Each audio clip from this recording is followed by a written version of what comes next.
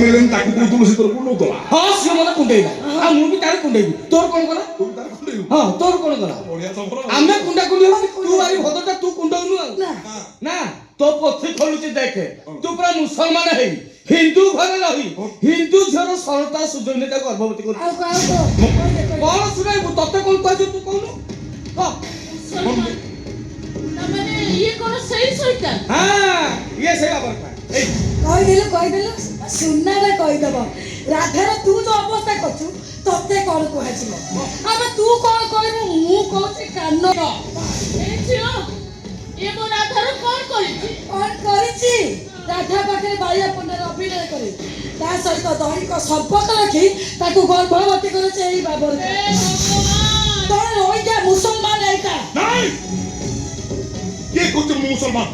ହଁ କିଏ କହୁଛି ମୁଁ ମୁସଲମାନ? ମୁଁ ମାନୁଛି ମୁଁ ଗୋଟେ ଚରିତ୍ରହୀନ ଗୋଟେ ଠକ ଗୋଟେ ବେଇମାନ କିନ୍ତୁ ମୁଁ ମୁସଲମାନ ନୁହଁ।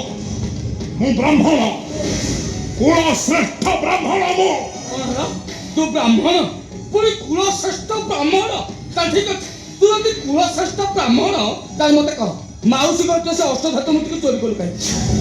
କଣ ରହୁନ ତାକୁ ନେଇକି ସେ ହାରାମଜାଦା ଟକି ଖାଙ୍କୁ ବିକ୍ରି କରୁ କାହିଁକି? ଆଉ ସେ ହାରାମଜାଦା ଟକି ଖା ସେ ମୂର୍ତ୍ତିକୁ ନେଇକି ପାକିସ୍ତାନ ବିକ୍ରି କରିବ ବୋଲି ଡିଲ୍ ପରେ ଡିଲ୍ କରୁଛି କାହିଁକି କହ? ମାଉସୀ ଖାଲି ସେତିକି ନୁହଁ ତମ ଘରୁ ମୂର୍ତ୍ତି ଚୋରି କରିବାକୁ ତମ ପୁଅ ବାଳିଆ ପଣ୍ଡାକୁ ମରଣ କରିବାରେ ହାତ ଥିଲା ଏଇ ବାବର ଖାନ। ମାନେ ଇଏ କଣ ସେଇ? ଇଏ ସେଇ କଳା ପାହାଡ଼ ମାଉସୀ ଯେ ତମକୁ ଖୁବ ମାର ମାରୁଛି।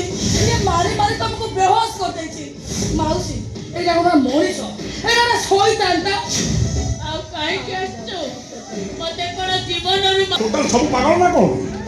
ଛାଡ କାଇଁ ଚଲୁଛୁ ବା? ଏଇ ଛତରୀ ଚିହ୍ନିଛୁ ନା ମତେ? ଶାଳି କି ବତା ଫାଡ଼ିଲା ଭଳିଆ ଫାଡ଼ି ଦେବି। ତୁ ମତେ ବତେଇବ ଭାତ ମୁଁ ତତେ ରଖିବି। ତୁ ଶଳା ପଠା ଆଲୋ ପହଳି ଖସେ ମୋ ଭାଇ ପାତ ଭାଇଲୁ ମୋ ଭାଇ ଯେ କଣ ତୁ ତୋ ଲାଗତା ସାର୍ ବୋଲୁ ଆଗ ଛୋଟ ପଛ ବଡ଼ କଣ କଲା ବେ କଣ କଲା Big Sagu! Big Sagu! Big! Big! Run Big! ଆମେ ଭାଇ ଭାଇ କେତେ ବଢିଆ ଆଉ ଭଲ ସେ ଭାଇ ରନ୍ ମା ସେ ତ ଭଉଣୀ କି ମାଛି ଆରେ ନିଜ ବଦଳ ବାପର ନା ଭଉଣୀ ମାର ତାକୁ ଯା ମାର ଯା ରନ୍ ରନ୍ ମା ସେ ପଠାଣକୁ ମାରିବୁନି